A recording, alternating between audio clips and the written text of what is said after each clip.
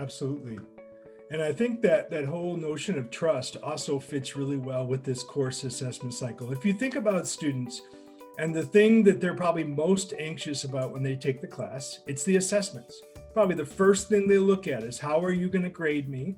What am I going to have to do to get that grade?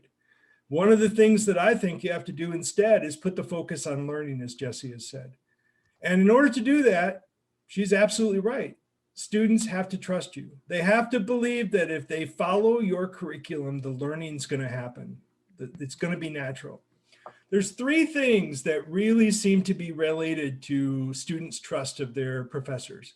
The first is that you're competent. They got to believe that you actually know your stuff. And I think we've definitely got that at UTK. We've got a talented pool of professors who know their stuff. The second thing is they got to believe you have integrity. You're basically not going to cheat them. You're going to stay on track. You're going to do the things that you need to do. You're going to be available for office hours. You're going to be there when they need you. The third thing, the thing that I think is probably sometimes not there, particularly in the midst of a pandemic when we're really stressed, is benevolence.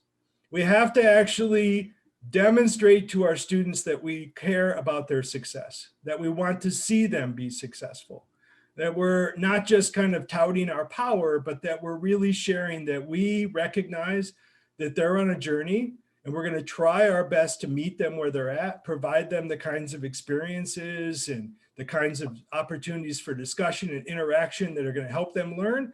And that if they trust us, if they basically do the work that we've assigned and trust us along the way and ask for help, that they're going to be successful.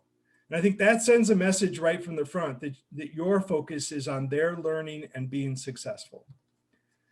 Now, the kinds of things you then think about in terms of the course assessment and cycle is before the semester. That's really when you have to spend a lot of time thinking about those student learning outcomes, what really matters to you, and then making sure that you align all of your course components, the learning materials, the learning activities, the learning interactions, the technologies, all of that is focused on helping students actually learn and accomplish those outcomes. During the semester, you're providing continuous opportunities for students to see where they're at on that journey. And ultimately, if things aren't working, you got to be willing to make some revisions to those activities, because what matters to you is that they learn, not that your curriculum basically stays stagnant and just doesn't accommodate the struggles that your students might be having. And that's particularly relevant in the middle of a pandemic. At the end of the semester, we all have to assign a final grade. And one of the things that I try to emphasize to students is that's probably one of my least favorite parts.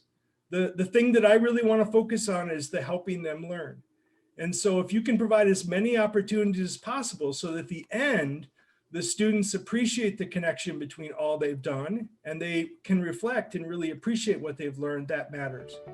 And then finally, after the semester, we have to assess again our student learning outcomes and whether or not they truly are the outcomes that matter in the long run.